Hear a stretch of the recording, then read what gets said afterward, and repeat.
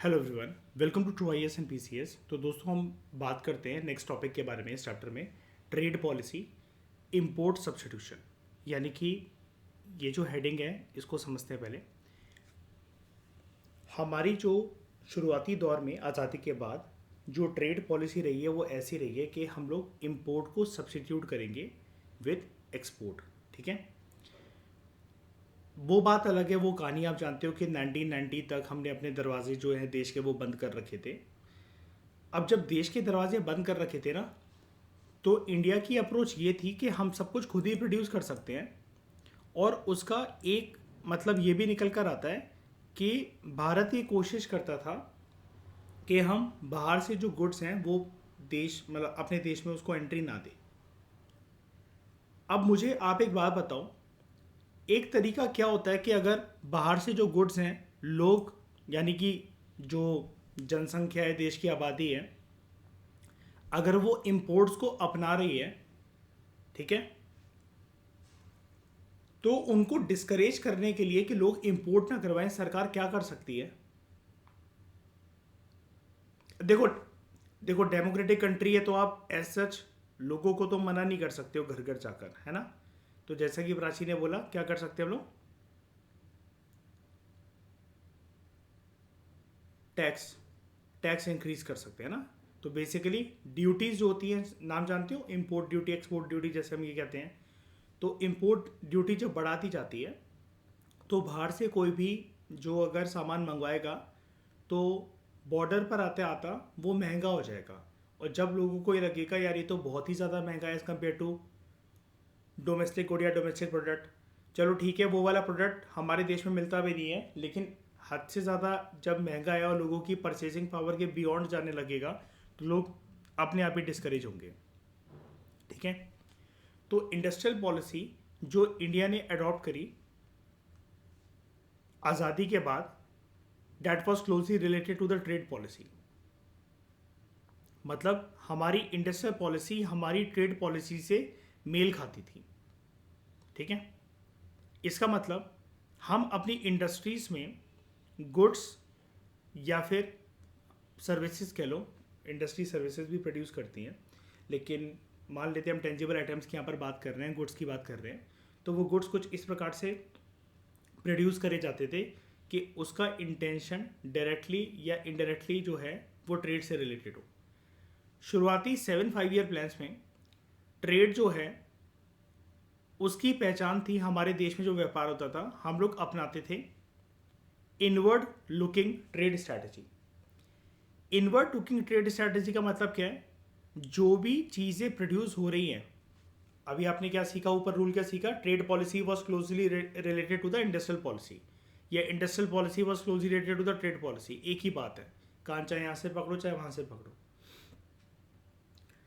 हमने शुरुआती दौर जो हमारा था, जब फर्स्ट 7 5 ईयर प्लान जब चले, हमने जो बेसिकली अप्रोच अपनाई वो अपनाई इनवर्ड लुकिंग ट्रेड स्ट्रैटेजी की अप्रोच, कि हम ट्रेड के मामले में, व्यापार के मामले में, इंडस्ट्रियल प्रोडक्शन के मामले में अपने ही देश पर फोकस करेंगे। इनवर्ड लुकिंग का यहाँ पर यह मतलब है अपने ही देश पर फोकस करना।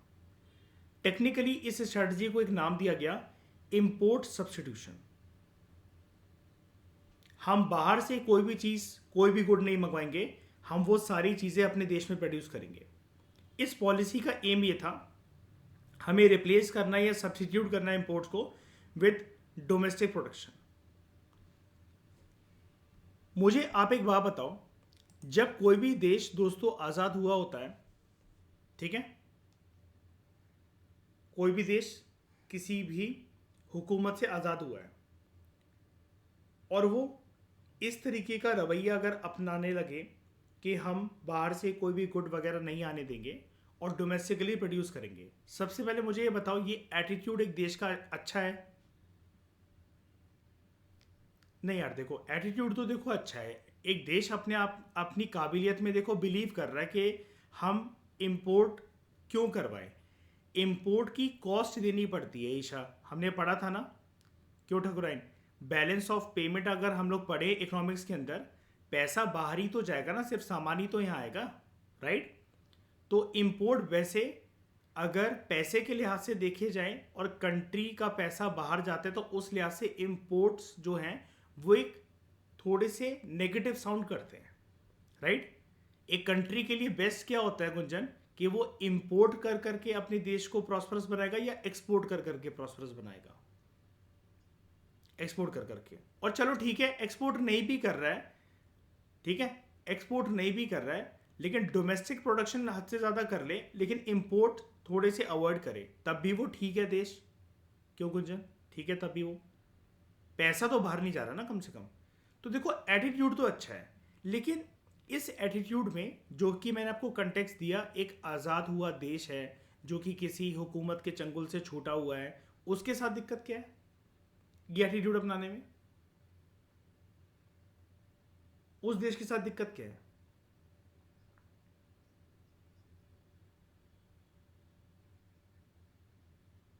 नहीं नहीं, आप समझे नहीं।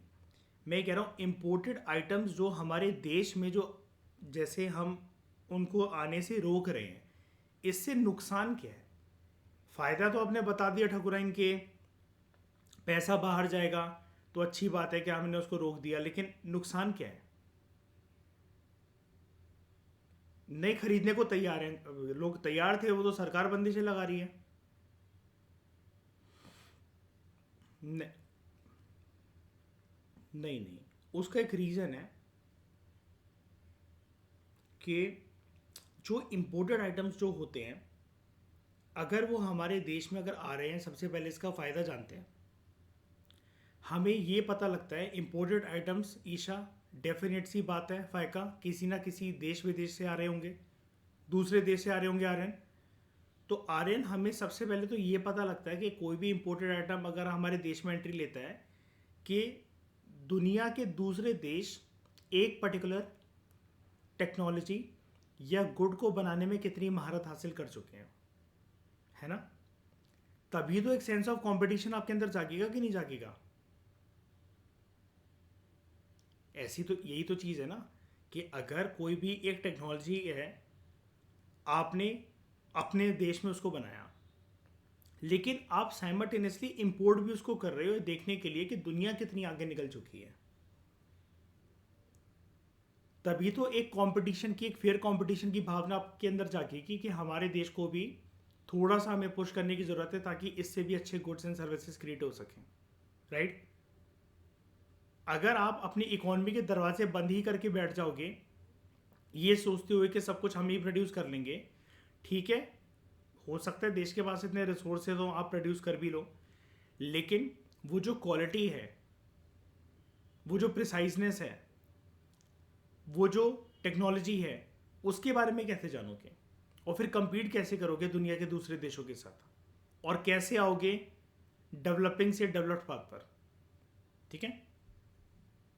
खैर जो भी था, ये तो पॉलिसी मेकर्स का डिसीजन था, ये तो सरकार का डिसीजन था, उन टाइम की सरकारों का डिसीजन था, बड़े सारे लीडर्स का डिसीजन था, प्रधानमंत्री उनके मंत्रिमंडल का डिसीजन था कि हमें क्या करना है, जो इंपोर्ट्स हैं उनको या तो रिप्लेस करना है या सब्सिट्यूट करना है with domestic production. For example, instead of importing vehicles made in foreign country, कोई भी गाड़ी कार वगैरह जो है जो दूसरे देशों में प्रोड्यूस हुई हैं, उसको इंपोर्ट करने से ज़्यादा बढ़िया है कि अगर वो हमारे देश में प्रोड्यूस हो सकती है, ठीक है, तो industries would be encourage to produce them in India itself. इस पॉलिसी में क्या था, गवर्नमेंट जो है वो डोमेस्टिक इंडस्ट्रीज को प्रोटेक्ट करना चाहती थी फ्रॉम फॉरेन कंपटीशन। सरकार का ये आर्ग्यूमेंट था। ये लाइन सबसे इंपॉर्टेंट है अगर आपको मेंस में कभी भी जस्टिफाई करना हो ना कि इंपोर्ट सब्स्टिट्यूशन की पॉलिसी हमने क्यों अपनाई या इकोनॉमी के दरवाजे हमने क्यों बंद करके रखे। सरकार की साइड से लगातार शुरुआती 7 5 ईयर प्लान्स में यही एक रीज़न आता था सरकार की साइड से कि हम डोमेस्टिक इंडस्ट्रीज़ को फॉरेन कंपटीशन से प्रोटेक्ट करना चाहते हैं। अब एक बार बताओ, सरकार जिस फॉरेन कंपटीशन से डर रही है कि बाहर के जो गुड्स आएंगे वो इंडियन मार्केट के अंदर फ्लड हो जाएंगे और लोगों का व्यवसाय रोजगार वगैरह ये सब कुछ चला जाएगा, देखो सरकार फिर एक ब्लेम के केपेबल भी है। फिर तो आपने फिर 1990 के बाद ऐसा क्यों करा। अब हमारा आंसर ये आएगा कि सर सरकार का मन तो उस टाइम पर भी नहीं था, लेकिन सरकार मजबूर थी क्योंकि बिना उसके वर्ल्ड बैंक या IMF $7 बिलियन का लोन नहीं देते उसे। एग्री करते हो आप सब लोग? लेकिन ये ज़माना अगर हम लोग देखें, ये तो फिर एक डरने वाली बात नहीं हो गई। और फिर तो आप ऐसे कैसे भी करके अपने आप को ग्रो ही नहीं कर सकते हो, अपने देश को, अपने देश की फर्म्स को, डोमेस्टिक इंडस्ट्रीज को कैसे भी करके, अगर आप उनको फॉरेन कंपटीशन से बचा रहे हो। बल्कि फॉरेन कंपटीशन से जितना एक्सपोजर मिलेगा, अब कंपटीशन क्यों, आप एक आइटम्स के ऊपर एक लिमिट रख देते कि इंपोर्टेड आइटम्स जो आएंगे इतने इतने आएंगे, और उसका पर्पस हमारा ये है कि हमारे जो डोमेस्टिक फर्म्स हैं, इंडस्ट्रीज हैं, वो टेक्नोलॉजिकल नो हाउ जान सकें, वो टेक्नोलॉजिकल नो हाउ जान सके कि बाहर देश विदेश में क्या प्रोड्यूस हो रहा है, कैसा, कैसे माल, कैसे गुड्स, कैसे टॉयज, कैसे टीवी, कैसे फ्रिज, ये सब कुछ कैसे डेवलप हो रहे हैं, उनकी क्या क्वालिटी है, और हमारी क्वालिटी कहाँ स्टैंड करती है, या फिर हमारी पोजीशन कहाँ स्टैंड करती है। टेक्नोलॉजी का या किसी भी गुड को प्रोड्यूस करने का एक ही पर्पस होता है ना। इकोनॉमिक्स के लिहाज से बात करें तो कस्टमर सेटिस्फैक्शन, कंज्यूमर सेटिस्फैक्शन, और लाइफस्टाइल के हिसाब से बात करें तो जिंदगी को आसान बनाना, यही होता है ना पर्पस किसी भी टेक्नोलॉजिकल इन्वेंशन का। जब भी मार्केट में कोई टेक्नोलॉजी आ रही है, कोई गुड आ रहा है जो कि कस्टमर के पर्सपेक्टिव से आ रहा है, इन दोनों के अलावा तो कोई पर्पस नहीं हो सकता। यही होता है ना, कस्टमर सेटिस्फैक्शन होगा या तो लोगों की जिंदगी को आसान बनाना है। तो उस चीज में अगर आप डोमेस्टिक फर्म्स को, इंडस्ट्रीज को बचा रहे हो फ्रॉम फॉरेन कंपटीशन, तो आप उनकी सक्षमता के ऊपर एक हैंड ब्रेक खींच रहे हो। Do you all agree? ये तो वही वाली बात हो गई ना कि आप तैयारी बार बार यूपीएससी की करते जा रहे हो, लेकिन ना ही आप एक भी टेस्ट देते हो, ठीक है। और जब जिस दिन रियल एग्जाम होता है तो आप कहते हो नहीं, मैं तो घर पे बैठ के ही सॉल्व कर लूंगा। तो protection from imports to two forms. अब सरकार को इंपोर्ट्स तो रोक नहीं थे, कैसे भी करके सरकार हाथ धो गरज के पीछे पड़ी हुई है। तो दो तरीके से सरकार ने इंपोर्टेड गुड्स से, इंपोर्टेड टेक्नोलॉजी से, कुल मिलाकर इंपोर्ट से प्रोटेक्ट करवाया डोमेस्टिक इंडस्ट्रीज को फ्रॉम फॉरेन कंपटीशन। दो वर्ड्स जान लो इसके लिए, एक है टैरिफ, एक है कोटा। टैरिफ एक तरीके का टैक्स होता है, इतनी तो इकोनॉमिक्स आप लोग मेरे साथ पढ़ी चुके हो, सीवी सचदेव, नितिन सिंघानिया वगैरह से। तो टैरिफ जो है, दे आर अ टैक्स, किस चीज के ऊपर?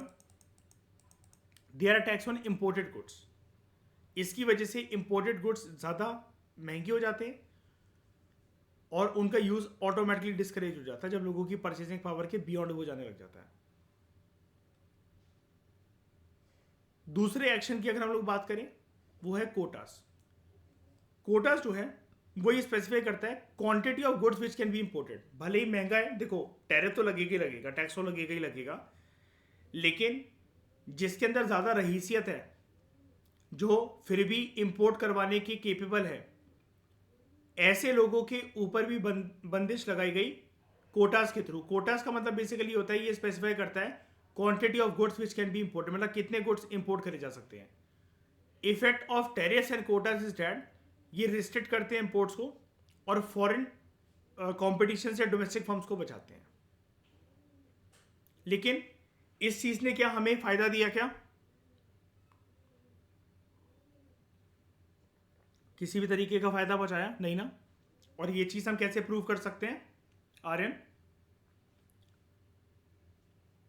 1990 तक जाते जाते हमारे देश की फाइनेंशियल सिचुएशन बहुत ज्यादा खराब हो चुकी थी, नौबत इस कदर आ चुकी थी कि आर्टिकल 360 लगने वाला था। आर्टिकल 360 इज रिलेटेड टू गुंजन फाइनेंशियल इमरजेंसी।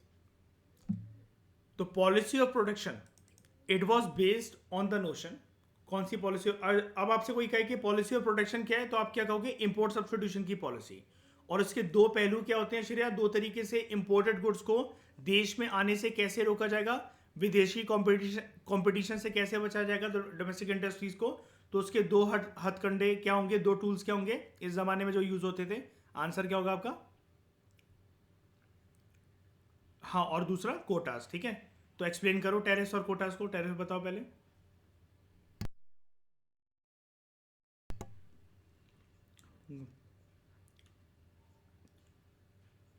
वो महंगा हो गया, ठीक है, तो लोग मतलब जो लोग हैं अभी तक जो उसको मंगवा रहे थे वो डिस्करेज हो जाएंगे, ठीक है।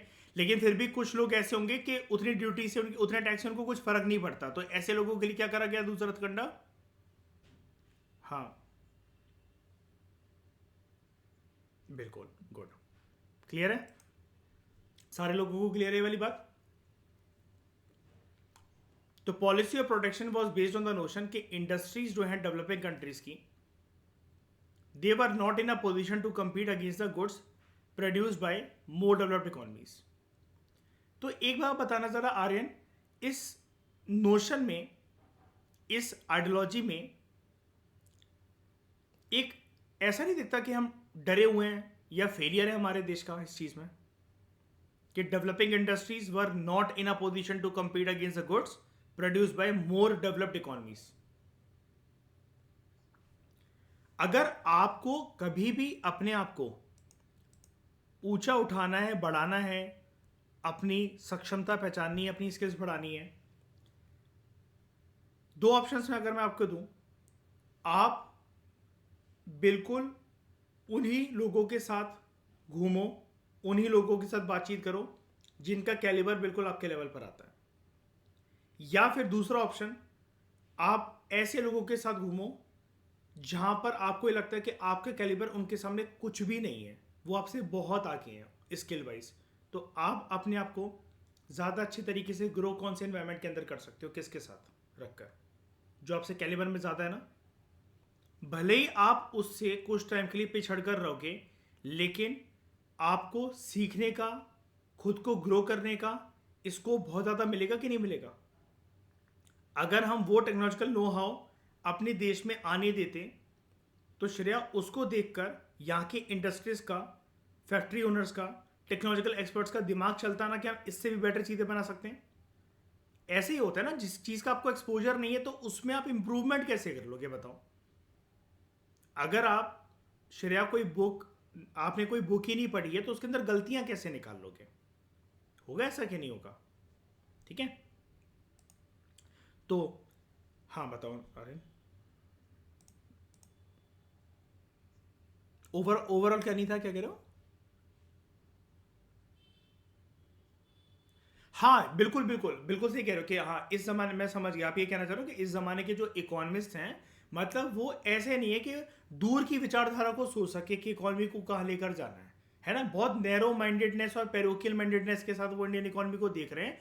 और कुल मिलाकर हम ये भी कह सकते हैं, इस जमाने के जो इकोनॉमिस्ट हैं या जो प्लानर्स हैं, वो बेसिकली ना इनवर्ड लुकिंग पॉलिसी के चलते बहुत ही नैरो अप्रोच के साथ देश पे फोकस करते रह गए, और वो इस चीज से रूबरू होना भूल गए, या उनसे एक चूक हो गई कि अगर इस जमाने के अंदर, जब हम ये टाइमलाइन पढ़ रहे हैं 1950s वाला, अर्ली 1960s वाला, बहुत ज़रूरी है इस ज़माने के अंदर कि एक देश जो है अपना विकास कर सके दूसरे देशों की टेक्नोलॉजिकल नो हाउ और दूसरे देशों में क्या चल रहा है उसका सहारा, या फिर उससे फेमिलियर होकर, है ना।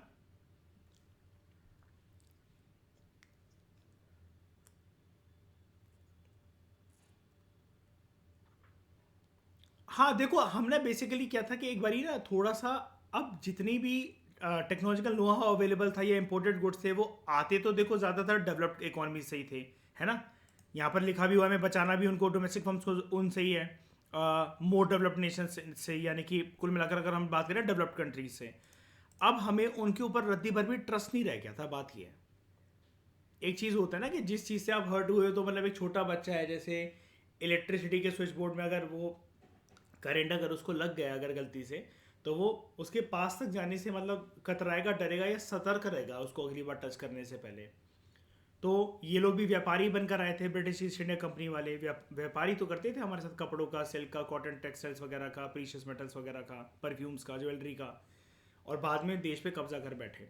तो उनको यही लगा हम फिर से एक बारी ये जो व्यापार का जो एक लूप है उसमें नहीं फंसना चाहते हैं, हम अपनी सक्षमता को खुद पहचानेंगे और खुद वो चीज़ वो कर लेंगे। अच्छी बात है, वैसे भारत ने प्रयास तो करा, कम से कम वो आगे बढ़ा, लेकिन वही है कि प्लानर्स की पॉलिसी मेकिंग अच्छी नहीं रही, ये चीज़ है। अब जैसे एक सेकंड अर्सवाइल यूएसएसआर के बारे में जब आप पढ़ोगे ना, कोल्ड वॉर की प्लेलिस्ट अभी तक किसी ने कंप्लीट करी है? चैप्टर 2 तक कोई पहुंचा है मेरी उस प्लेलिस्ट में? यूएसएसआर डिसइंटीग्रेशन वाले चैप्टर तक पहुंचे हो आप लोग? आप अगर उधर तक जाना चैप्टर 2 तक, तो आप ये देखोगे उसमें यूएसएसआर भी काफ़ी हद तक इनवर्ड लुकिंग अप्रोच वो अपनाता था, लेकिन वहाँ पर क्या था कि एक सोशलिस्ट रिजीम थी, और सोशलिस्ट के साथ थोड़ा सा क्रूअल फॉर्म ऑफ सोशलिज्म जब हो जाता है तो उसको हम लोग कहते हैं कम्युनिज्म, है ना? पढ़ाया था ना श्रेया, मैंने, याद है? जब सरकार आपकी प्राइवेट लाइफ के अंदर भी इंटरफेयर करने लग जाती है, आप कौन सा रिलीजन फॉलो करोगे, घर पे कितने बजे लौटोगे, बहुत सारी चीज़ों में आपके ऊपर बंदिशें लगाने लग जाती है। मतलब सरकारी और प्राइवेट प्रॉपर्टी का कंसेप्ट खत्म हो जाता है, सरकार ये कहती है सारी प्रॉपर्टी हमारी है। तो मतलब सोशलिज्म और कम्युनिज्म की वजह से यार उधर क्या हुआ था, सरकार ने अच्छी तरीके से संभाला बहुत था उस देश को। और थोड़ा सा आप ये भी कह सकते हो कि सरकार थोड़ी सी स्ट्रेट थी, थोड़ी सी कठोर थी उन सब प्रयासों को लेकर, उसको इकोनॉमी को कैसे ना कैसे करके बूस्ट करना था, ये चीज़ है। हमारे क्या था, थोड़ा सा अप्रोच ढीलापन का चल रहा था, क्योंकि अल्टीमेटली हम लिख कुछ भी थे आर्यन, बोल कुछ भी थे, इकोनॉमी का मॉडल तो मिक्स इकोनॉमी मॉडल ही था ना। अब ऐसा तो नहीं था कि हम इस चैप्टर में पढ़ रहे हैं कि इंडस्ट्रीज़ को ज़्यादा इनकरेज ही नहीं करा गया। याद है वो हमने पढ़ा था अभी लास्ट क्लास में, IPR 1956 के अंतर्गत कैटेगरी 1, कैटेगरी 2, कैटेगरी 3, उसके कंक्लूजन हमने कुछ यही निकाला था कि अल्टीमेटली सब कुछ तो पब्लिक सेक्टर के आदमी था, प्राइवेट सेक्टर तो सिर्फ दिखावे के लिए, सिर्फ थ्योरेटिकली मतलब वो आगे दिखाया जा रहा था, अल्टीमेटली उसका कोई अस्तित्व था ही नहीं, उसको इंकरेज ही नहीं करा जा रहा था। लेकिन इसका मतलब आर्यन ये भी तो नहीं है ना कि किसी भी तरह की इंडस्ट्रीज यहाँ पर नहीं पनप रही थी। हमने फर्स्ट चैप्टर के अंदर पढ़ा है कुछ capital goods industry, iron steel industry, cement, paper, sugar, jute, cotton, textile mills, ये भी थे, है ना? क्लियर हो गया आर्यन? आगे बढ़ूँ? तो it was assumed that if the domestic industries were protected, they would learn to compete in the course of time. ठीक है? अब देखो, आप इस पैराग्राफ को जब से मैं यहाँ से आपको पढ़ा रहा हूँ ना कि इसको आप इसको मीन्स में डिफेंड करने के लिए यूज़ कर सकते हो या फिर आर्ग्यू करने के लिए यूज़ कर सकते हो कि हमने ऐसी पॉलिसी क्यों अपनाई। आप हर एक चीज़ पढ़ो, आप इसको आज के ज़माने के हिसाब से देखोगे ना, तो आपको समझ में आएगा कि यार अगर हम भी पॉलिसी मेकिंग करने पर आते ना तो ये वाली बेवकूफ़ियाँ ना करते। लेकिन जैसा कि अभी एक आर्यन ने एनालिसिस पुट करी, उस ज़माने में पॉलिसी मेकर्स को मतलब बेसिकली ट्रस्ट भी नहीं था बहुत ज़्यादा, और वो दोबारा हम अपनी इकॉनमी का या फिर अपनी डोमेस्टिक इंडस्ट्रीज़ का भट्टा नहीं बैठाना चाह रहे थे, और लोगों को और कष्ट और पीड़ा नहीं देना चाह रहे थे कि उनका व्यवसाय या काम धंधा ना चला जाए। तो फिर से इस लाइन को देखो ध्यान से, आराम से। इट वॉज अस्यूम डैट अगर डोमेस्टिक इंडस्ट्री को प्रोटेक्ट कर लिया जाए from foreign competition, they would learn to compete in the course of time. लेकिन बात ये यही है ना, ये एक ऐसी चीज़ है कि आपके मम्मी पापा आपको कह रहे हैं कि एग्ज़ाम मत दो, घर पे बैठ के ही पढ़ो, धीरे धीरे करके हमारा बच्चा सीख जाएगा और दूसरों से कंपटीशन लड़ने के लिए रेडी हो जाएगा। आपकी कभी भी ग्रोथ हो सकेगी? बताओ, नहीं ना। तो are planets also fear the possibility of foreign exchange being spend. अच्छा श्रेया, इस वर्ड का मतलब क्या होता है जब हम सिर्फ ये बोलते हैं फॉरेन एक्सचेंज?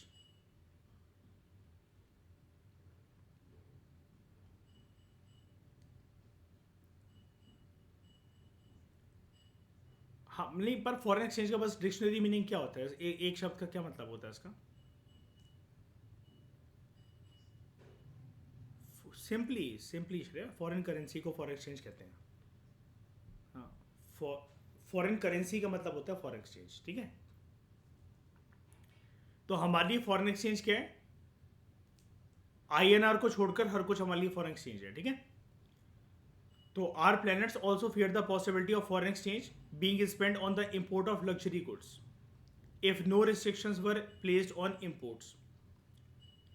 हमारे पास जो फॉरेन एक्सचेंज जो रिजर्व था, अमेरिकन डॉलर्स, ब्रिटिश पाउंड्स जो भी पड़े हुए थे, हर कंट्री के पास फॉरेन एक्सचेंज रिजर्व मतलब ऑलमोस्ट होता ही है। वो डिपेंड करता है कि उसने वो कमाया कैसे, कितना है उसके पास, उसका व्यापार कैसा चल रहा है।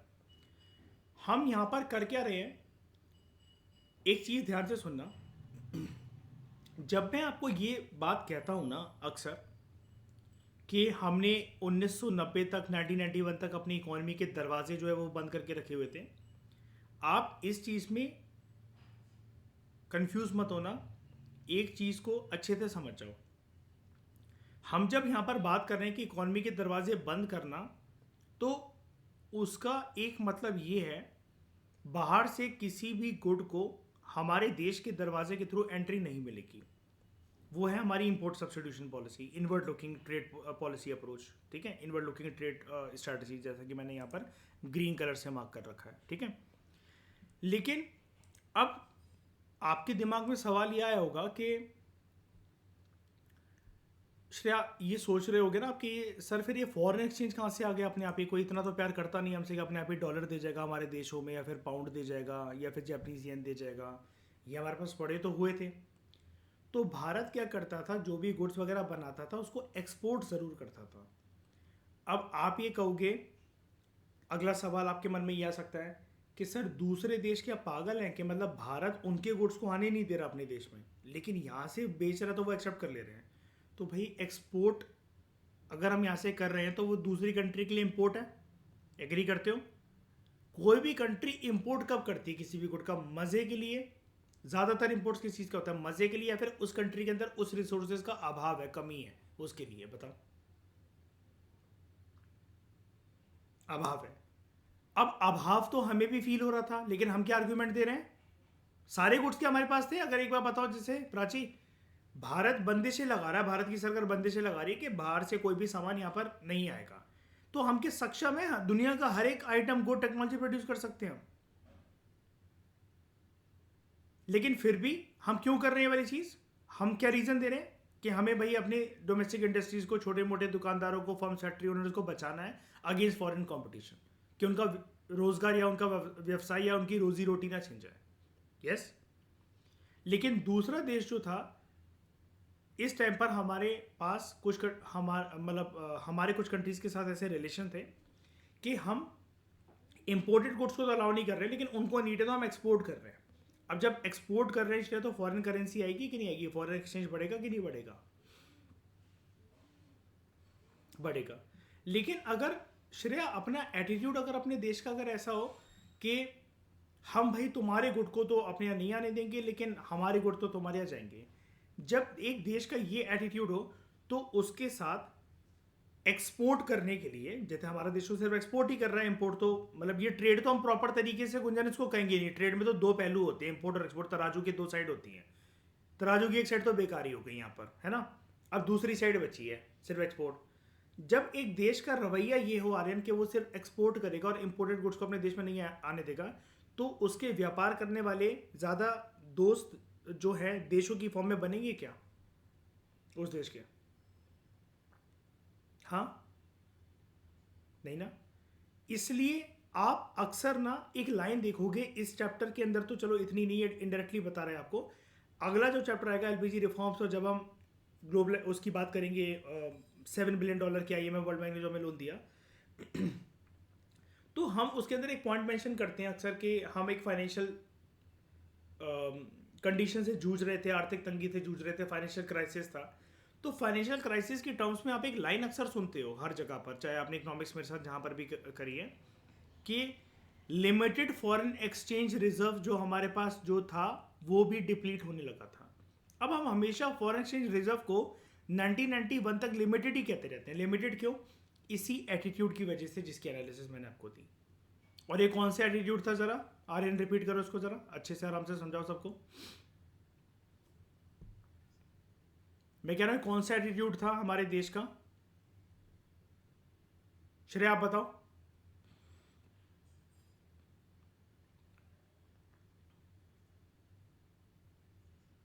मतलब हमारे पास ये जो फॉरेन एक्सचेंज जो रिजर्व्स हैं, इनका क्राइसिस, ये तो लिमिटेड थे और आगे चल के इनका क्राइसिस हुआ, तो ऐसा क्यों हुआ कि हमारे पास लिमिटेड फॉरेन एक्सचेंज रिजर्व्स क्यों थे?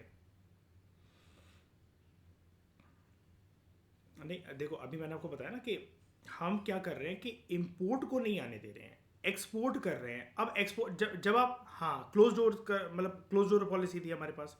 तो जब आप दूसरों के सामानों को अपने देश में नहीं आने दोगे, और फायदा अपना सामान आप बेचना चाह रहे हो दूसरों के देश, तो आपके देशों की फॉर्म में मित्र ज़्यादा बन सकेंगी क्या? ज़्यादा कंट्रीज आपके साथ व्यापार करने में इंटरेस्टेड रहेगी क्या? नहीं ना।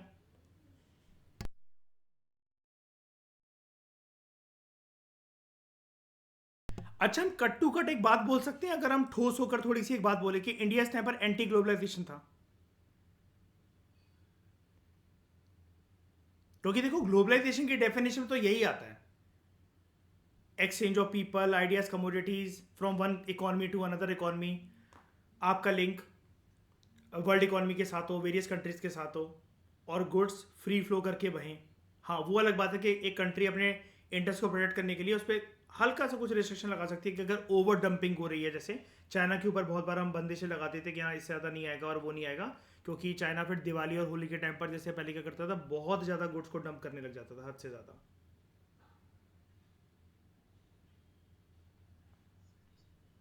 क्या? हाँ प्राची बताओ। जब ये क्या कहते हैं, हमने वो करके रख दिया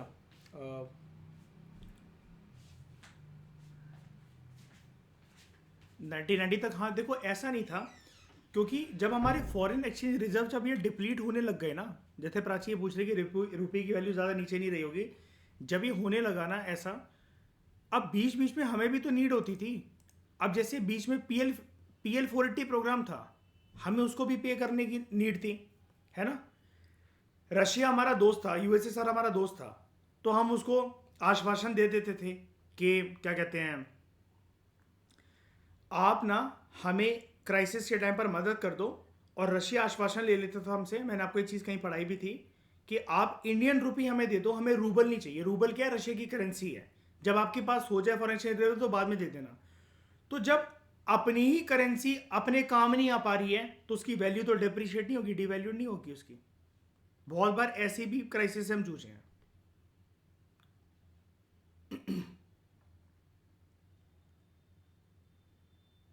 इंपोर्ट कहाँ कर रहे हैं? हाँ हाँ हाँ। नहीं देखो, देखो जैसे क्या है कि कोई भी जो वो एक्सपोर्ट हम लोग करते थे आइटम्स का, हमें सिर्फ अपना सामान उनको बेचना है, और बदले में हमारे पास फॉरेन करेंसीज आ जाती थी, लेकिन वो बहुत लिमिटेड स्केल पर आती थी क्योंकि व्यापारी हमारा बहुत ज़्यादा लिमिटेड था। ये चीज़ है, मतलब फंडा बहुत क्लियर है इसका, कि हम जो गुड्स प्रोड्यूस कर रहे हैं हम उसको एक्सपोर्ट ओरिएंटेड अप्रोच के साथ प्रोड्यूस नहीं कर रहे हैं। एक्सपोर्ट हम थोड़ा थोड़ा कर रहे हैं, और उस थोड़े एक्सपोर्ट से थोड़ी ही तो फॉरेन करेंसी आएगी, उसको हम कहते हैं अपना हमारा लिमिटेड फॉरेन एक्सचेंज रिजर्व।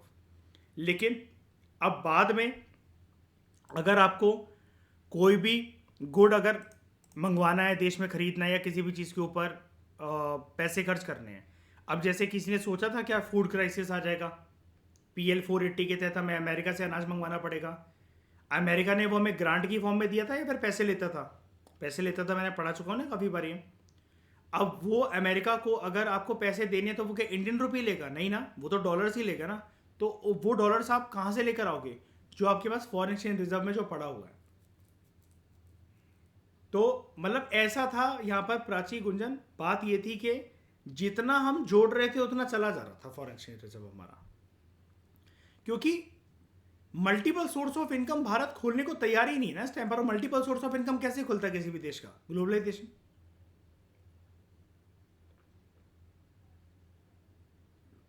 भाई आप इंपोर्ट को आने दोगे अगर अपने देश, तभी तो दूसरा देश आपसे ज्यादा एक्सपोर्ट वगैरह करवाने को तैयार होगा। होगा कि नहीं होगा? ये चीज है। हाँ हाँ, देखो क्योंकि एक्सपोर्ट अगर कर रहा है तो पूरी तरीके से देखो एंटी ग्लोबलाइजेशन नहीं है, लेकिन थोड़ा सा इंडिया यहां पर अपनी ना मीन अप्रोच लेकर चल रहा है कि अपना ही सोच रहा है सिर्फ वो, और फ्यूचरिस्टिक सिनेरियो के बारे में नहीं सोच रहा है।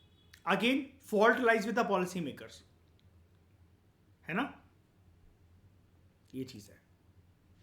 उसके बाद nor was any serious thought given to promote exports until the mid 1980s। हो रहा था धीरे धीरे करके, लेकिन क्या हुआ जब फॉरेन क्राइसिस, ये फॉरेन क्राइसिस कह रहा हूँ sorry, foreign exchange reserve crisis जब हमारे देश में आया, और देख रहे हो मिड 1980s, मतलब कितनी 5 साल ही तो रह गए 1990 तक जाने में, है ना। 1985, है ना, 84 ऐसा टाइम चल रहा था। मान लो चलो 1981 को ही पकड़ लो, एक डिकेड के अंदर हमें रियलाइज हो गया था भाई अब तो सब खत्म है, मतलब फॉरेन एक्सचेंज रिजर्व हमारे सारे खत्म हो चुके हैं, अब हम क्या करें, और जोड़ने के लिए अब हमारे पास कुछ है नहीं। अब इस टाइम पर इंडिया एक्सपोर्ट्स को बहुत ज़्यादा प्रमोट करना चाह रहा था, लेकिन एक्सपोर्ट्स को प्रमोट करोगे तो डोमेस्टिक प्रोडक्शन जो है वो तो हो नहीं रही है। अब डोमेस्टिक प्रोडक्शन इतनी क्यों नहीं हो रही है? आपने अपने इंडस्ट्रीज को, फैक्ट्री ओनर्स को, देश की फर्म्स को फॉरेन एक्सपोजर दिया नहीं कि जल्दी जल्दी माल कैसे प्रोड्यूस होता है। उनके पास वो टेक्नोलॉजी है, वो मशीन उनकी फैक्ट्री में लगी नहीं हुई हैं कि जो कि मालों को जल्दी जल्दी बना लें। आप अगर जापान से दोस्ती करके रखते, जापान दोस्ती तो चलो थी, लेकिन समझने की कोशिश करो मैं क्या बोल रहा हूँ, कि अगर आप जापान से दोस्ती इस कदर करके रखते, यूरोपियन कंट्री से इस कदर दोस्ती करके रखते कि वो मशीन यहाँ पर बेचते कि देखो कपड़े इससे जल्दी बन जाते हैं, पार्ले जी के बिस्किट के पैकेट इससे जल्दी जल्दी पैक हो जाते हैं, आपका टाइम बचेगा, जो आप 50 दिन में जो काम कर रहे हो वो 5 दिन के अंदर हो जाएगा। लेकिन आप कुछ भी सीखने के अंदर उत्सुक ही नहीं थे। आपने अपने देश की इकोनॉमी के दरवाजे बंद कर लिए कि नहीं हम सब कुछ खुद ही कर लेंगे। तो भाई ठीक है, कर लो खुद ही। और फिर अब जब हालत ख़राब हो रही है तो अब एक्सपोर्ट प्रमोट करने के लिए सोच रहे हैं। अब एक्सपोर्ट प्रमोट एकदम से कैसे हो जाएगा रातों रात? जब इंडस्ट्रीज जिस गति से सामान को बना रहे हैं, जिस गति से प्रोडक्शन हो रही है, जिस गति से रॉ मटेरियल एक्सट्रैक्ट होकर फिनिश गुड्स में कन्वर्ट हो रहे हैं, तो वो गति तो सेम ही रहेगी ना। कोई एक्सपोजर नया टेक्नोलॉजिकल नो हाउ का है ही नहीं, और बिना टेक्नोलॉजी के कभी भी प्रोडक्शन बूम कर ही नहीं सकती, या फिर जल्दी प्रोडक्शन हो ही नहीं सकती है। मैन पावर लेबर कितनी लगा लोगे, और वो क्या ही कर लेंगे? 1-2% का फर्क डाल देंगे, लेकिन जितना क्राइसिस देश में चल रहा था उससे निपटारा थोड़ी ना दिलवा पाएंगे इतनी जल्दी। ये चीज़ है। फिर इंडिया को फाइनली ये रियलाइज़ होता है 1990 तक जाते जाते कि भाई लोन तो लेना पड़ेगा। तब जाता है इंडिया IMF वर्ल्ड बैंक के पास। हाँ, ये भी है कि सरकार के पास लिमिटेड रिसोर्सेज थे। सरकार की इनकम, सरकार के पास जो इनकम आती थी टैक्सेस की फॉर्म में, चाहे वो डायरेक्ट हो चाहे इनडायरेक्ट हो, वो भी बहुत लिमिटेड आती थी। टैक्स एवेजन भी बहुत ज़्यादा होता था, लोग टैक्स की चोरी करना, या टैक्स भरना ही नहीं, चोरी का करना, भरना ही नहीं, मतलब काइंड ऑफ टैक्स का इतना माहौल ही नहीं था। एक टैक्स पे करने के लिए भी तो जनता की, जनसंख्या की बेयर मिनिमम इनकम तो होनी चाहिए ना, वो किसी न किसी टैक्स स्लैब में तो आनी चाहिए ना। लेकिन उस टाइम पर हमारे देश में ज़्यादातर लोग जो है वो गरीबी से जूझ रहे थे, है ना। दादा दादी वाले ज़माने के अंदर हमारे जो दादा दादी नाना नानी हैं, ऐसे इनके जो इनके कंटेम्प्रेरी टाइम पर जो भी जितने भी लोग थे, इनके दोस्त रिश्तेदार वगैरह, जो इनकी एज ग्रुप के जो लोग थे उस ज़माने में, कितने लोग टैक्स पे करते थे बताओ? है ना, नाम मात्र के बराबर। तो effects of policies on industrial development, achievements of India's industrial sector during first 7 plans are impressive. ठीक है। Proportion of GDP contributed by the industrial sector increased in the period from 1950 से 51 में, मतलब इंडस्ट्रियल सेक्टर GDP में कितना contribute करता था? 13%। 1990 से 1991 तक ये हो गया ऑलमोस्ट डबल के आसपास, 24.5% या 25% आप इसको मान लो। Rise in the industry share of GDP, ये एक इंपॉर्टेंट इंडिकेटर होता है डेवलपमेंट का, कि अगर इंडस्ट्री का शेयर अगर बढ़ रहा है GDP में, एग्रीकल्चर के शेयर से तो बेटर ही होता है कि नहीं होता है कंट्री की पहचान के लिए। अब तो जानते हो इस एनालिसिस को बहुत अच्छे से। एक कंट्री अगर डेवलपिंग या डेवलप पाथ पर बढ़ना चाह रही है, उसके GDP के अंदर कौन सा सेक्टर कंट्रीब्यूट करना चाहिए? एग्रीकल्चर क्या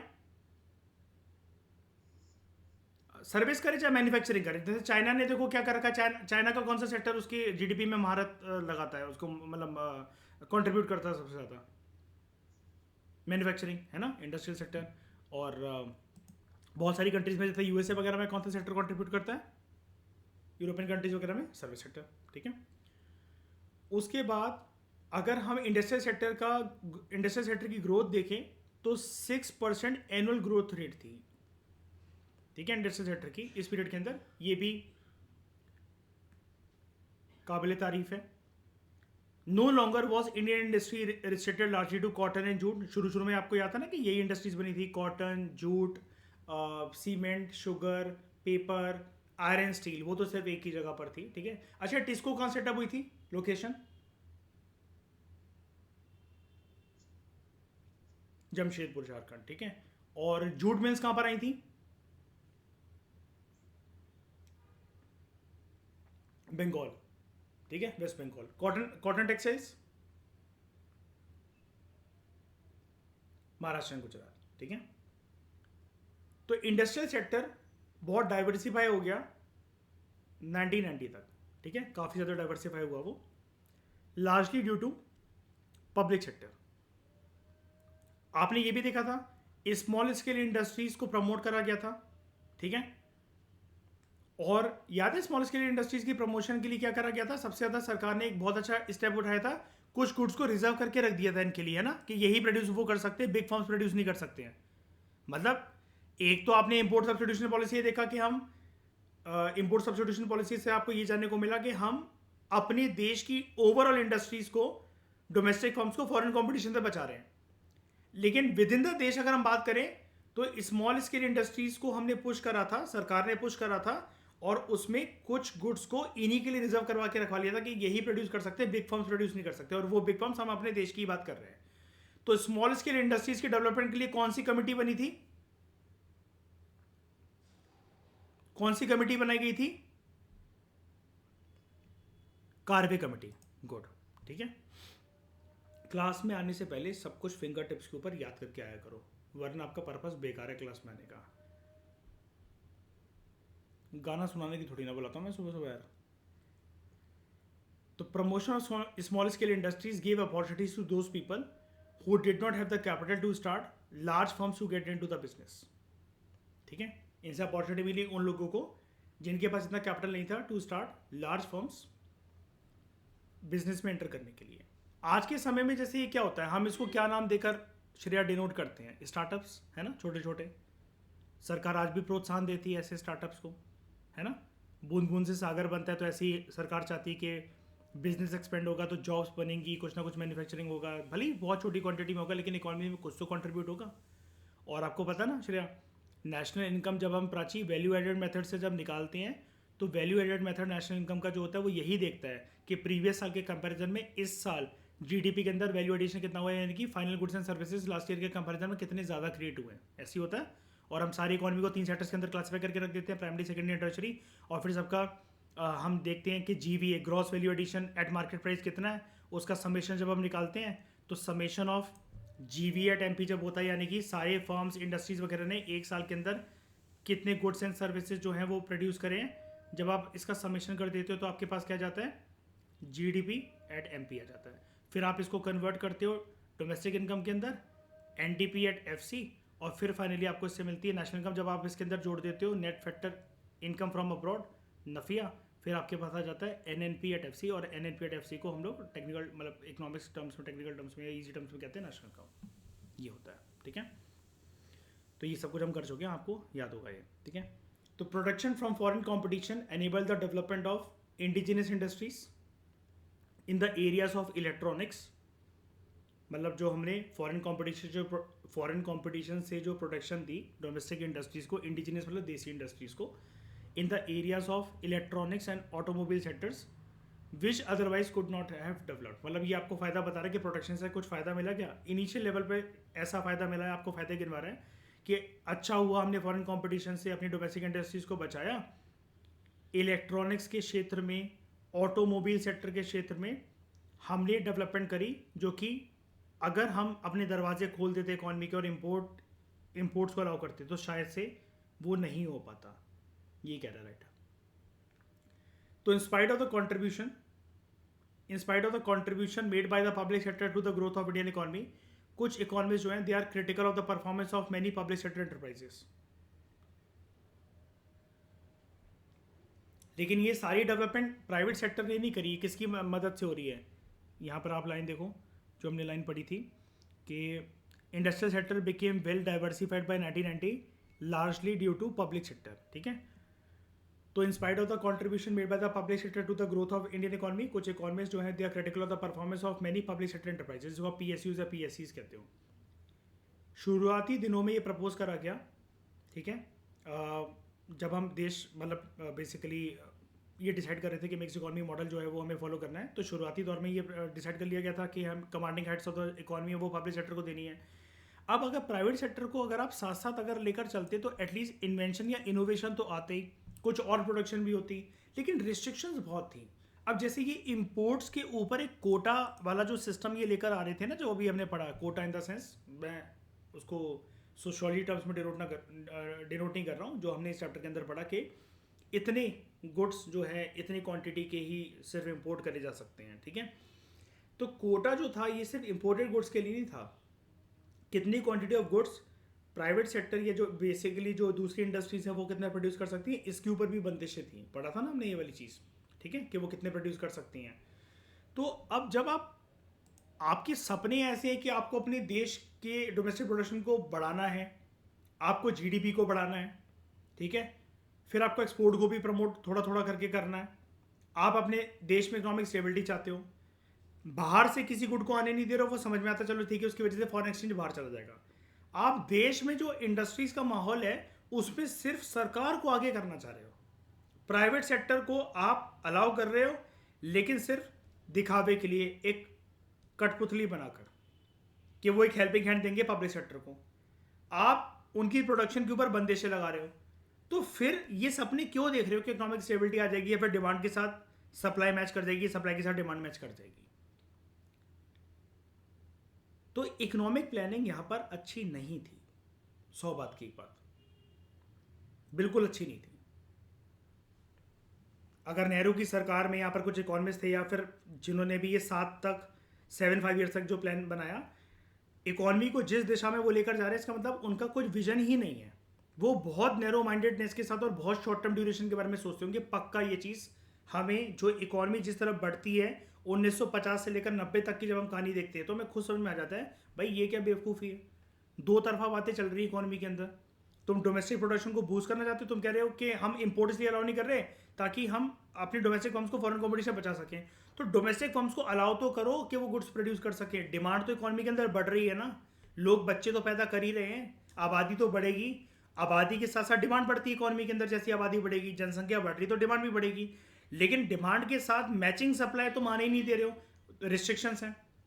और तुम सब कुछ पब्लिक सेक्टर के बारे में सोच रहे हो, तो पब्लिक सेक्टर इतना एफिशिएंट होता कहाँ कि सब कुछ प्रोड्यूस करते या फिर अच्छी क्वालिटी का प्रोड्यूस करते।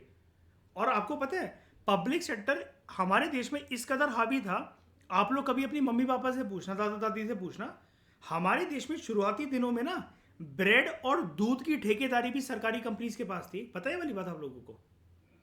आज भी दिल्ली में एक दूध आता है डीएमएस के नाम से, गुंजन पता होगा आपको, दिल्ली एनसीआर में आता है। सरकारी कंपनी का दूध है कि नहीं है वो बताओ? नहीं यार, अब तुम तो वो उसमें चले गए रसोई घर में।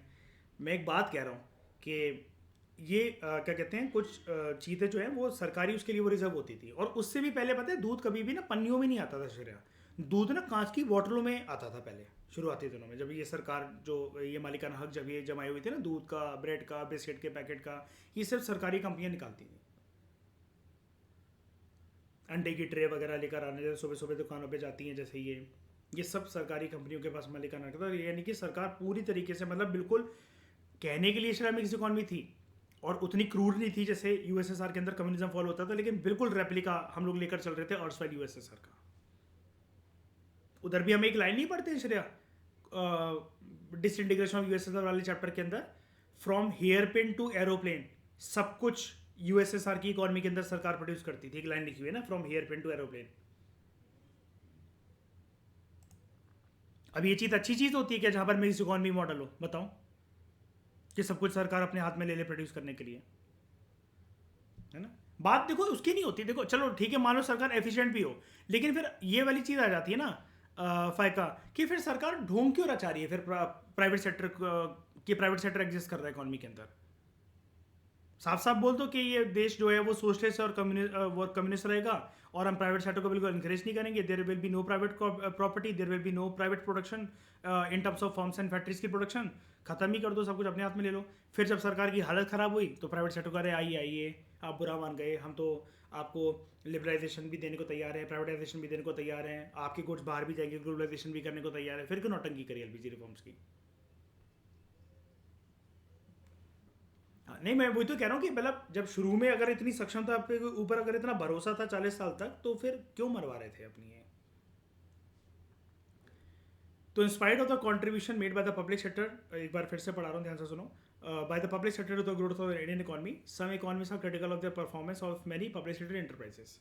It was propose at the beginning of this chapter, जब हमने शुरू में देखा था कि initially public sector was required in a big way, है ना? और ये क्यों पब्लिक सेक्टर आगे बढ़कर क्यों commanding heads of the economy संभालता है? ताकि अमीर और गरीब का जो फासला है वो कम हो, है ना? हम लोग hunger, ignorance, disease, illness, poverty, इन सबको एलिमिनेट कर सकें, इक्विटेबल डिस्ट्रीब्यूशन ऑफ रिसोर्सेस हो, फेयर तरीके से हो और चीपर रेट्स पर हो, है ना? लेकिन it is now widely held that state enterprises continue to produce certain goods and services. ठीक है, सरकार का मकसद क्या था कि अमीर और गरीब के फासले को कम करना है, इसलिए तो सरकार ने कमांडिंग हेड संभाली ना इकोनॉमी की। हमने क्या पढ़ा था, private sector is meant for profit making, है ना, public sector is meant for social welfare. ठीक है, तो it is now widely held that state enterprises. State enterprise यानी कि यहाँ पर हम लोग पीएसयूज और पीएससीज को कह रहे हैं, they continue to produce certain goods and services. अब धीरे धीरे करके मोनोपोली उन्होंने हासिल कर ली। ठाकुरन, क्या होता है मोनोपोली?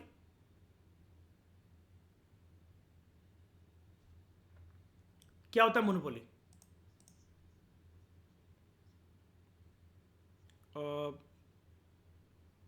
कंप्लीटली मतलब बेसिकली जब एक ही सेक्टर या फिर कोई एक ही पार्टी, एक ही स्टेक होल्डर उसके ऊपर अपना मालिकाना हक बेसिकली चाहता है। ठीक है, कि हम इसको प्रोड्यूस करते हैं। डोमिनेटिंग मतलब देखो, डोमिनेटिंग इन द सेंस कि मतलब यहाँ पर ना एक ही पर्सन प्रोड्यूसर होता है उस गुड का, और वो सोल प्रोड्यूसर होता है।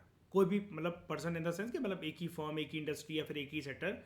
फिर इसमें दिक्कत क्या आती है, मोनोपोली में क्या दिक्कत होती है श्रेया? प्राइसेस की डिस्टॉर्शन भी हो सकती है ना, फिर तो होर्डिंग भी हो सकती है फिर तो, है ना, और लोगों के पास फिर चॉइस भी नहीं रहेगी। ठीक है, although this was no longer required. और अब ये मतलब ये क्यों लिखा हुआ है although this was no longer required? क्योंकि अब आर्थिक तंगी शुरू हो गई थी इस जमाने में आना। तो an example is the provision of telecommunication service. ये जो इंडस्ट्री थी टेली कम्युनिकेशन सर्विस वाली, it continue to be reserve for public sector, कि सरकारी इसको देखेगी। जबकि ये रियलाइज हो भी चुका था, even after it was realise that private sector firms भी ये प्रोवाइड कर सकते हैं टेली कम्युनिकेशन सर्विस। मतलब ये जो टेलीफोन फैसिलिटीज है और जो लैंडलाइन फैसिलिटीज है, due to the absence of competition even till the late 1990s one had to wait for a long time to get a telephone connection. ठीक है, ऐसा पता है गैस सिलेंडर्स के साथ भी होता था। मतलब ये आपको ये बता रहा है कि जब हम पब्लिक सेक्टर के ऊपर निर्भर हो जाते हैं, हम क्या हो जाते हैं, मतलब पब्लिक सेक्टर जब किसी भी चीज़ में अपनी मोनोपोली हासिल कर लेता है, तो सरकारी काम यानी कि रेड टेपिज्म, है ना श्रेया? रेड टेपिज्म तो चलो फिर भी एक कंप्लेंट वाला मैकेनिज्म होता है, लेकिन जब लंबी लंबी कतारों के अंदर लोगों को महीनों महीनों तक वेट करना पड़ेगा, ठीक है, तो कंप्लेंट तो आएंगी, लेकिन वो कंप्लेंट फाइलों में बनाकर रख दी जाएंगी। एडमिनिस्ट्रेटिवली हम उसको क्या बोलेंगे? Red tapism. और सरकार के एटीट्यूड को क्या बोलेंगे? प्रोक्रेस्टिनेशन। ये सरकार की पहचान होती है कि नहीं होती, पहले बताओ। सरकारी काम कभी भी फास्टेस्ट के साथ हो सकता है क्या? जल्दी कि आपको कभी वेट ही ना करना पड़े सरकारी काम के अंदर, है ना, ये सरकार की पहचान नहीं होती है। तो another instance could be the establishment of modern bread. ये एक ब्रेड मैन्युफैक्चरिंग फर्म थी। मॉडर्न ब्रेड मतलब ये मैं सोचना कि आज के ज़माने की ब्रेड, ये ब्रांड का नेम है, ठीक है। A bread manufacturing firm, as if the private sector could not manufacture bread. मतलब ये आपको एक टॉन्ट मार रहा है कि सरकार ने ये चीज़ भी अपने हाथ में रख ली, प्राइवेट सेक्टर का ब्रेड भी प्रोड्यूस नहीं कर सकती, सरकार को इतना भरोसा भी नहीं था। तो 2001 में this firm was sold to the private sector. Delhi में पहले जो बिजली आती थी ना श्रेया, तो अभी जैसे बिल आता है BSES के नाम से आता है ना, तो दिल्ली में बिजली अब तो रिलायंस सप्लाई करती है, अनिल अंबानी की कंपनी, है ना। उससे पहले जो था वो डेसू था, मतलब जो दिल्ली का सरकारी जो विभाग था वो बिजली सप्लाई करती थी। वो भी सरकार ने उसमें मतलब मोनोपोली हासिल करके रखी हुई थी। और इस ब्रेड कंपनी का नाम क्या है? Modern bread. एक बार ही देखते हैं ज़रा इसको।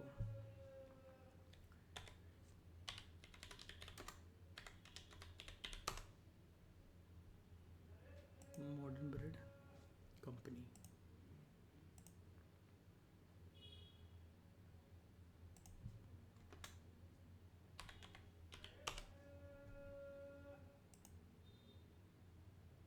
ये होती थी। अब तो इसकी चलो ये नई वाली पैकेजिंग है, लेकिन फिर भी समझने के लिए कि मतलब इस तरीके की जो है ब्रेड मैन्युफैक्चरिंग जो फर्म है वो सरकार के हाथ में थी, ठीक है। तो point is that after 4 decades of plan development of Indian economy, no distinction was made between what the public sector alone can do and what the private sector can also do. यानी कि वो आपको बोल रहे हैं 4 decades कब से कब तक हो गए, 50 से लेकर 90 तक, 50 to 60 पहला, 60 to 70 दूसरा, 70 to 80 तीसरा, 80 to 90 चौथा, और 90 के बाद तो फिर औकात ही नहीं थी फिर हम उसके आगे सोच सकें कि सरकार के पास ही हर चीज़ का मालिकाना हक होगा। तो वे कह रहे हैं प्लान डेवलपमेंट जो चली, तो वो प्लान डेवलपमेंट किस चीज़ की कि 40 साल आपने ये सोचने को लगा दिए कि प्राइवेट सेक्टर ये काम कर सकता है कि नहीं कर सकता। 1950 से लेकर देश की आबादी तो चलो 47 में मिल गई थी, चलो हम मान लेते हैं 47 को छोड़ो, प्लानिंग कमीशन जब से आया 50 से लेकर तब सोच लेते हैं टाइम में, ठीक है। 50 से लेकर 2001 तक, यानी कि आपको 51 ईयर्स तक ये सोचने में लग गया कि क्या हम ब्रेड बनाने का हक, जिम्मेदारी, लाइसेंस प्राइवेट सेक्टर को दे सकते हैं कि नहीं दे सकते। ये स्पीड थी हमारी इंडियन इकोनॉमी की, सोच के देखो, चाल देखो। तो आज जो हम पिछड़ कर रह गए चाइना जैसे देशों की वजह से, तो आप ये लेवल ऑफ इकोनॉमिक प्लानिंग देखो ना, जो देश 51 ईयर्स ये सोचने में लगा दे रहा है कि दूध और ब्रेड क्या प्राइवेट सेक्टर भी सप्लाई कर सकता है क्या नहीं कर सकता है, वो कहां तक जाएगा। और आज हकीकत आपके सामने। For example even now only, क्या कह रहे हो आर्यन?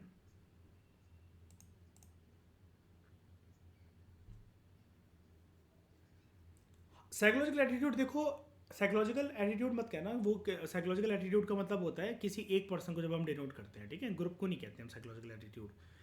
यहाँ पर इकोनॉमिक प्लानिंग को हम मतलब दोष देंगे, बेसिकली इकोनॉमिक प्लानर्स की मेंटेलिटी को, उनकी अप्रोच को, मेंटेलिटी भी छोड़ो, उनकी अप्रोच को, ठीक है।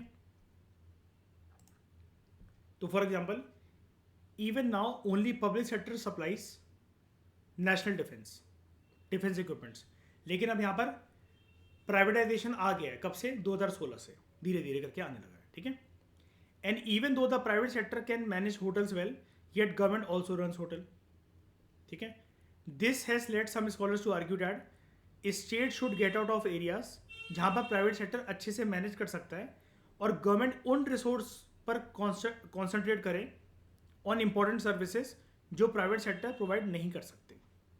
बड़े सारे जो पब्लिक सेक्टर जो फर्म्स हैं उनको बहुत ज़्यादा लॉसेस भी हो रहे थे। बड़े सारे जो पब्लिक सेक्टर फर्म्स हैं they incurred huge losses but continue to function because it is difficult to close a government undertaking, भले उसके रिसोर्सेज जो हैं वो खत्म क्यों नहीं होने लगे। बिकॉज पब्लिक सेक्टर एंटरप्राइज या पब्लिक सेक्टर यूनिट का बंद होना ये एक अच्छी निशानी नहीं होती है। तो many public sector firms incurred huge losses, लेकिन वो फिर भी फंक्शन करते रहे because it is difficult to close a government undertaking even if it is a drain on the nation's limited resources. सरकार जैसे अभी आज के समय भी ये करती है ना, सरकार क्या करती है, पीएसयूज के या तो शेयर को बेच देती है जो लॉस मेकिंग पीएसयूज होते हैं, जैसे एयर इंडिया वगैरह एग्जाम्पल के तौर पे बता रहा हूँ, और या तो उनको पूरी तरीके से क्या करती है, या तो शेयर्स बेच देना, शेयर होल्डिंग बेच देना, या फिर पूरी की पूरी पीएसयू को प्राइवेट सेक्टर के हाथ में दे देना, ठीक है। यहाँ से फिर लोगों को एक दूसरी डिबेट भी लगती है कि सरकार इनएफिशिएंट है, सरकार सरकारी प्रॉपर्टी को बेच बेच के प्राइवेटाइजेशन और कैपिटलिज्म को ज़्यादा हवाला दे रही है, जिसकी वजह से आगे चलकर इनइक्वालिटीज क्रिएट होगी। तो this does not mean that private firms are always profitable, ठीक है। इसका मतलब ये नहीं होता कि अगर सरकार अगर लॉस उठा रही है, पब्लिक सेक्टर फर्म्स लॉस उठा रहे हैं, तो प्राइवेट फर्म्स हमेशा प्रॉफिटेबल होते हैं। Indeed quite a few of the public sector firms were originally private firms which were on the verge of closure due to losses. तो सरकार ने उनको ले लिया था। They were then nationalised to protect the jobs of the worker, इसलिए सरकार ने उनकी जिम्मेदारी अपने हाथों में ले ली थी। लेकिन अगर कोई एक लॉस मेकिंग प्राइवेट फर्म है, वो फिर रिसोर्स वेस्ट थोड़ी ना करेगा कि अपने आप को चलाता रहेगा। अगर आप एक बार बताओ, आप बिजनेसमैन हो, बिजनेस वुमेन हो, अगर आपको लग रहा है कि आपके खर्चे ज़्यादा हो रहे हैं और आमदनी कम हो रही है, ऐसा आप कुछ महीनों तक ही टॉलरेट करोगे ना, बताओ। उसके बाद लॉस मेकिंग अपनी बिजनेस को, एंटिटी को बंद करोगे कि नहीं करोगे? एक दुकानदार जिसकी दुकान नहीं चल रही होती है, वो क्या उसको खोले रखता है कि कोई बात नहीं भाई, बड़ा अच्छा लगता है यहाँ पर रोज बैठकर? क्या फ़र्क पड़ता है लॉस हो प्रॉफिट हो। लेकिन राइटर आपको यहाँ पर ये समझाने की कोशिश कर रहा है कि सरकार फिर भी उसको इसलिए चलाती रहती है क्योंकि सरकार के पास पीछे से रिसोर्सेज रहते हैं उसको टिकाने के लिए। लेकिन पॉइंट ये है, आप वो रिसोर्स वेस्ट कर रहे हो अगर वो लॉस में जा रहा है तो आप ये भी कह सकते हो कि आज के समय में जो पीएसयूज को या पीएससीज को, पब्लिक सेक्टर यूनिट्स या एंटरप्राइजेस, कुछ भी करो की बात है, सरकार जो उनका मालिकाना हक प्राइवेट सेक्टर को बेच देती है अगर वो लॉस इनकर कर रहे हैं, तो सरकार को आप डिफेंड ऐसे कर सकते हो ये कहकर कि देश के इकोनॉमिक रिसोर्सेज को सरकार वेस्ट नहीं करवाना चाह रही है कैसे भी करके। लेकिन उसकी जो मतलब दूसरी आर्ग्यूमेंट है, जो दूसरी साइड है उसकी, वो ये है कि भाई ऐसे तो जो भी कल को फर्म जो है वो लॉस इनकर करेगी, पब्लिक सेक्टर यूनिट एंटरप्राइज, तो आप उसको प्राइवेट सेक्टर पे भेज दोगे और ऐसे करके ये देश तो फिर मिक्स्ड इकोनॉमी मॉडल जो है, जो शुरुआती दिनों में पब्लिक सेक्टर कमांडिंग हार्ट से तो इकोनॉमी संभाल रहा था, अब प्राइवेट सेक्टर संभालेगा, प्राइवेट सेक्टर प्रॉफिट मेकिंग के लिए काम करता है, अमीर गरीब का फासला और ज़्यादा बढ़ जाएगा। और इसके अंदर एक एक कमेंट और आता है, वो ये होता है जो एक्सपर्ट्स कहते हैं कि आप अच्छे से मैनेज क्यों नहीं कर पा रहे हो अपनी फर्म्स को, आप उसको लॉस हुआ ही क्यों, कि नौबत इस कदर आ गई कि आपने उसकी शेयर होल्डिंग प्राइवेट सेक्टर को बेच दी या फिर आपको उसको पूरा बेचना पड़ा। ठीक है, तो need to obtain a licence to start in industry, इसको मिसयूज भी करा गया बड़े सारे इंडस्ट्रियल हाउसेस के द्वारा। बड़े बड़े जो इंडस्ट्रीज थे उनको वो लाइसेंस ले लेते थे। ठीक है, लाइसेंस किस लिए ले लेते थे देखना, not for starting a new firm, मतलब लाइसेंस ले लिया कि मैं इंडस्ट्री खोल रहा, लेकिन फर्म स्टार्ट ही नहीं करी, यार सोच रहे हैं, अभी माल आ रहा है, अभी हम साइट चुन रहे हैं, अभी हम जगह देख रहे हैं, अभी हम रिसोर्सेज देख रहे हैं, ये ड्रामेबाजी करते रहते थे वो, मतलब टाइम को निकालना वेस्ट करना। लेकिन उनके मन के अंदर पता है क्या था उस जमाने में, नए कॉम्पिटिटर्स ना आ सके नए फर्म्स को स्टार्ट करने। तो लाइसेंस ना एक्चुअली क्या होता था, लिमिटेड लाइसेंस इशू होते थे। ये बड़े बड़े इंडस्ट्रीज जो थे कितने भी रेट पर मिले वो सारे लाइसेंसेस को खरीद लेते थे। जैसे पहले क्या होता था, जब शुरुआती दिनों में हमारे देश में इन्वेस्टमेंट और ट्रेडिंग का माहौल जब स्टार्ट हुआ और जब सेबी नहीं बना था, सेबी बना है हर्षद मेहता के केस के बाद। ठीक है, उससे पहले जब बॉम्बे स्टॉक एक्सचेंज में, जहाँ पर बॉम्बे स्टॉक एक्सचेंज की बिल्डिंग लोकेटेड है, उस जगह को बोलते दलाल स्ट्रीट, वहाँ पर ना बीएससी की बिल्डिंग में, बॉम्बे स्टॉक एक्सचेंज की बिल्डिंग में लाइसेंसेस इशू होते थे श्रेया, ट्रेडिंग करने के लिए। हर कोई ट्रेडिंग नहीं कर सकता था, हर कोई इन्वेस्टमेंट नहीं कर सकता था, हर कोई स्टॉक मार्केट के अंदर डील नहीं कर सकता था, तो लाइसेंसेस इशू होते थे। तो उनमें से कुछ जो डोमिनेंट ट्रेडर्स, जो स्टॉक मार्केट के जो महारत होते थे ना, वो सारे लाइसेंसेस ले लेते थे कि कल को जिसके पास भी परमिशन है या कुछ भी है, वो पहले हमारी छत्र छाया से होकर गुजरेगा लाइसेंस, क्योंकि हमारे पास है। Sole independent licence, sole trader, मतलब एक सोलो ट्रेडर बनना, एक इंडिपेंडेंट ट्रेडर बनना, वो ये करने नहीं देते। तो ऐसा मैं आपको इसलिए बता रहा हूँ कि ये सिर्फ इस सेक्टर की बात नहीं है। जो अमीर लोग हैं, जो बड़े बड़े इंडस्ट्रिस्ट हैं या बड़े बड़े बिजनेसमैन हैं, वो ऐसा हर क्षेत्र में करते हुए आए हैं हमारे देश में शुरू से। आप लोगों ने किसी ने वेब सीरीज देखी है कभी, स्कैम 1992 हर्षद मेहता की? देखिए ना, तो उसके अंदर जो मनु मुद्रा होता है ना, वो सारे लाइसेंसेस रखता था बीएससी के अपने पास, सारे खरीद लेता था। The excessive regulation of what came to be called as licence permit quota raj system, इसके बारे में कल मैंने आपको बताया था, जरा कोई इसको एक्सप्लेन करो फटाफट मुझे, क्या होता है licence permit quota raj system और ये खत्म कब हुआ?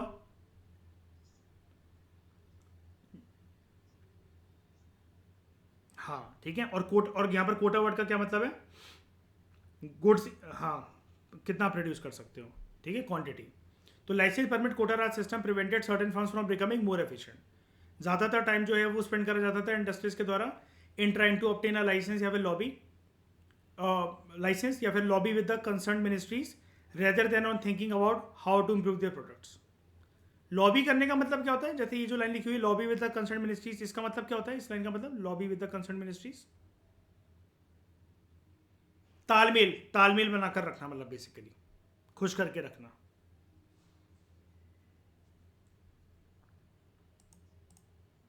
लाइसेंस को कि मैं वही तो बता रहा हूँ, बॉम्बे एक्सचेंज और उसकी बात मैं इसलिए कर रहा था, लाइसेंस इशू जैसे शायद 400 और हैं, और 400 ही लाइसेंस मेरे पास हैं। आ जाओ कोई मार्केट के अंदर, हाँ सारे मैंने खरीद लिए, आ जाओ आप कोई मार्केट के अंदर, टिक खड़ी करके दिखा दो अपनी इंडस्ट्री। तो जब मैं कुछ भी खोलूंगा, अब मैं ये पूरी जगह कहीं पर भी खोलूँ ये, लेकिन जगह से मतलब नहीं है ना, लाइसेंस मेरे पास है। तो 400 इंडस्ट्रीज के लिए जो लाइसेंस इशू हुआ था कि 400 इंडस्ट्री खोलेंगे इस साल, और वो 400 की 400 मेरे नाम पर है, अगर मैं खोलना चाहूँ तो। और नहीं भी खोलूंगा तो लाइसेंस तो मेरे पास है, जब मर्जी मैं खोलूँ। फिर अगर नया लाइसेंस इशू हुआ अगले साल, फिर से 200 नए लाइसेंस इशू हुए, वो भी मैंने खरीद लिए। तो मैं कर क्या रहा हूँ, खुद तो टाइम पास कर रहा हूँ, इंडस्ट्री तो खोल भी नहीं रही भी, है ना, लाइसेंस की होड़ मचा रहा हूँ मैं। और जब मेरे पास धीरे धीरे करके पैसा आएगा, मुझे किसी से लाइसेंस मांगने की ज़रूरत ही नहीं है, और मैं धीरे धीरे करके अपनी इंडस्ट्रीज, अपनी फैक्ट्रीज, अपने इन सबके सेटअप जो परमिशन चाहिए थी वो मैं पहले ले चुका हूँ। मेरे पास 400-500 परमिट पड़े हुए हैं, permit in the sense licence की फॉर्म में। और एक और चीज़ बताता हूँ यहाँ पर, एक एनालिसिस और देता हूँ जो यहाँ पर लिखी नहीं हुई है। ये भी होता था चला कि जैसे मतलब मान लो 2024 में अपन बैठे हैं, जो लाइसेंस की कीमत इस साल है 2025 में उससे तो बढ़कर ही होगी। जैसे जैसे वक्त आगे बीतेगा, लाइसेंस की जो वो रिक्वायरमेंट्स होंगी, डॉक्यूमेंटेशन होंगी, या फिर टेबल के नीचे जो पैसा खिलाने वाली बात होगी, जो अगले साल जो भी कोई होगा तो महंगा ही मिलेगा ना सब कुछ कुल मिलाकर नए किसी बंदे को। मेरे पास लेकिन पुराने वाले भी पड़े हुए हैं, ठीक है। तो protection from foreign competition was also being criticised on the ground that it continued even after it prove to do more harm than good. अच्छा, ये वाली बात समझ में आ गई ना कि lobby with the concern ministry अपना टाइम वेस्ट करते थे, मतलब बेसिकली इंडस्ट्री जो है या तो लाइसेंस ऑब्टेन करने में अपना टाइम वेस्ट करते थे, या फिर मिनिस्ट्रीज के साथ लॉबी करने में, यानी कि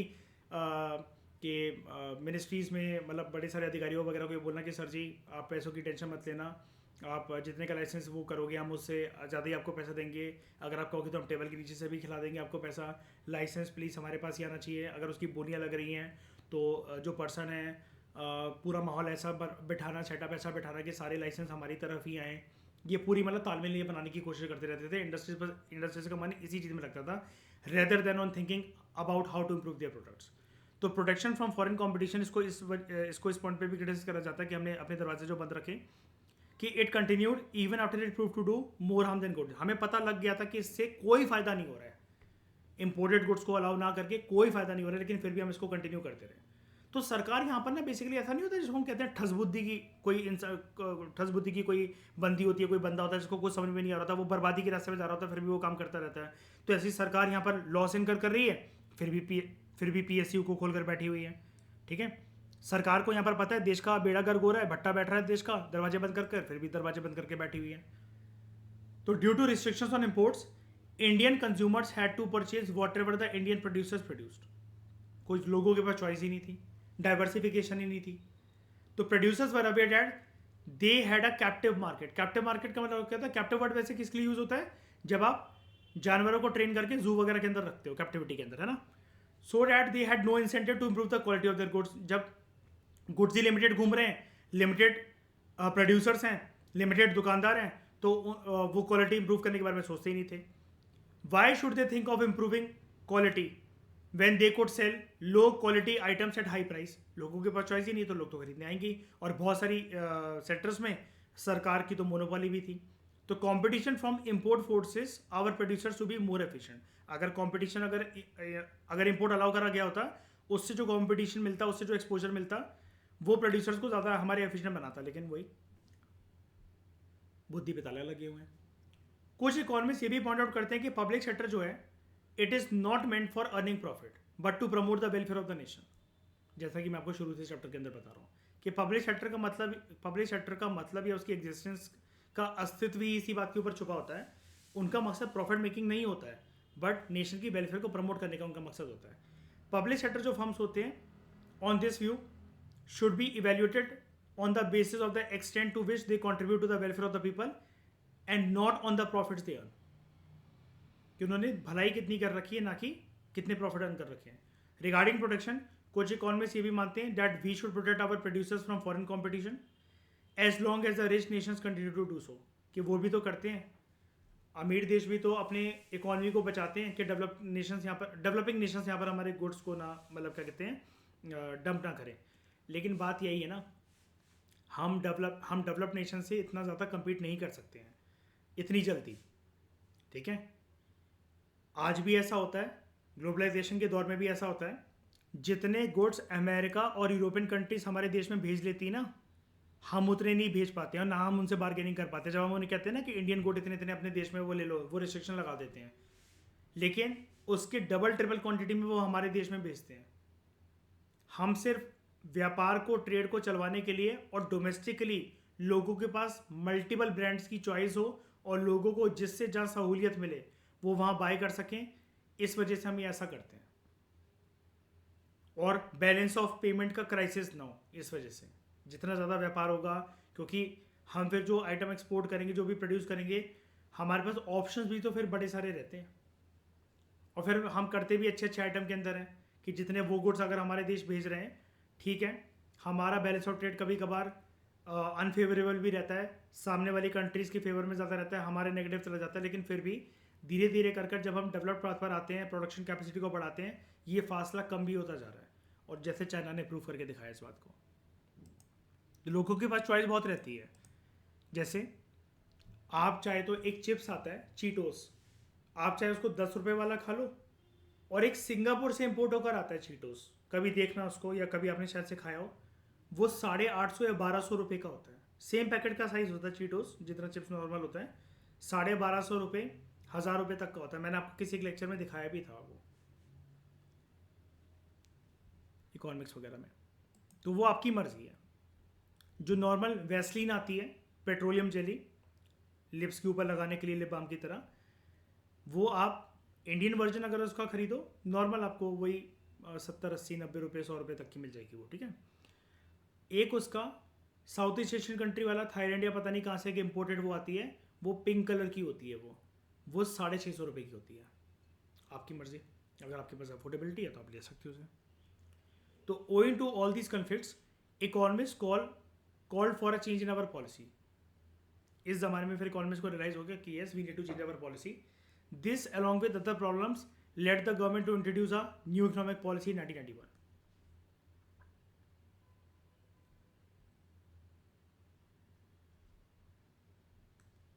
ठीक है, तो कंक्लूजन में हम क्या कह सकते हैं, जो इंडियन इकोनॉमी की जो प्रोग्रेस है ड्यूरिंग फर्स्ट 7 5 ईयर प्लान्स। अच्छा, बार बार इस चैप्टर में यही क्यों लिखा हुआ है 7, ये जो 5 ईयर प्लान्स की डिस्कशन 7वें तक ही क्यों जा रही है श्रेय 8वें से? क्योंकि क्या था, 8वां 5 ईयर प्लान किस टाइम पर था? एलपीजी रिफॉर्म्स के टाइम पर, वो उसके बाद था, ठीक है। तो उससे पहले की हम सिचुएशन देख रहे हैं 1950 से लेकर 90 तक की, तो ये काफ़ी इंप्रेसिव था।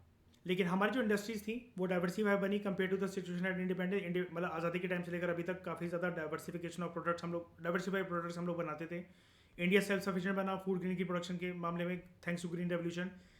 लैंड रिफॉर्म्स की वजह से जमींदारी सिस्टम अबॉलिश हुआ। इंडस्ट्रियल सेक्टर के अंदर बड़े सारे जो इकोनॉमिस्ट थे, they became dissatisfied with the performance of many public sector enterprises. बहुत ज़्यादा गवर्नमेंट रेगुलेशन जो है, it prevented growth of entrepreneurship.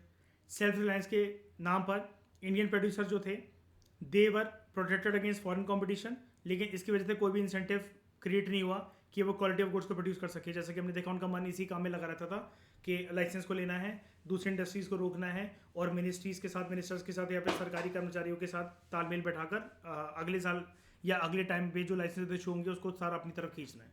तो इंडिया की जो पॉलिसीज़ थी वो इनवर्ड ओरिएंटेड थी कि अपने देश पे ही हमें फोकस करना है, बंद दरवाजे के अंदर ही फोकस करना है। That fail to develop a strong export sector, ठीक है।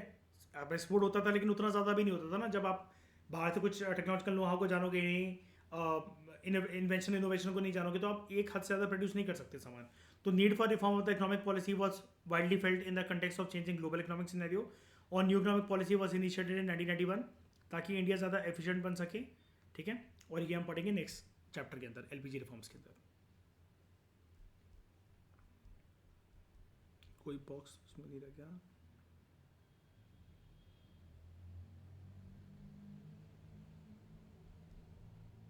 नहीं, ठीक है। तो कॉम्प्रिहेंसिव तरीके से दोस्तों हमने अपना चैप्टर कंप्लीट करा। नेक्स्ट चैप्टर जो है वो 1 और 2 से भी ज़्यादा इंपॉर्टेंट है, एलपीजी रिफॉर्म्स, उसको हम देखते हैं अगली बार। तो इस डिस्कशन में दोस्तों फिलहाल इतना ही। कॉम्प्रिहेंसिव तरीके से हमारा चैप्टर कंप्लीट हुआ। Thank you very much for discussion.